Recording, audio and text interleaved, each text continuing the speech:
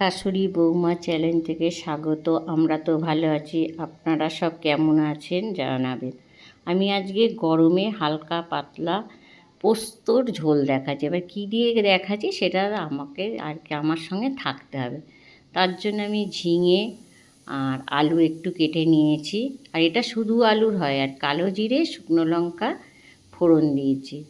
আর এটা না আগে খুব খেতাম, কিন্তু এখন তো কত রকম সবজি আনে, তা মনে পড়ে গেল যে একটু এটা এরকম করে। আর এই দেখো নুন দেবো এবার, কিন্তু ঝিঙের না এটা কতটা জল বেরিয়েছে।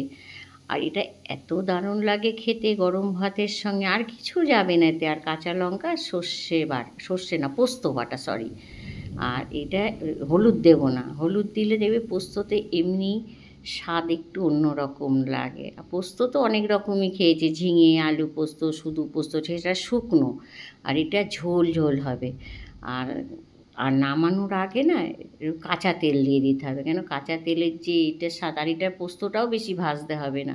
আর খুব দারুণ লাগে গরম ভাতে, খেয়ে দেখবেন। যদি ভালো লেগে থাকে তাহলে লাইক কমেন্ট শেয়ার করবেন। আর যদি খান এটা আমাকে জানাবেন কে কেমন লাগে।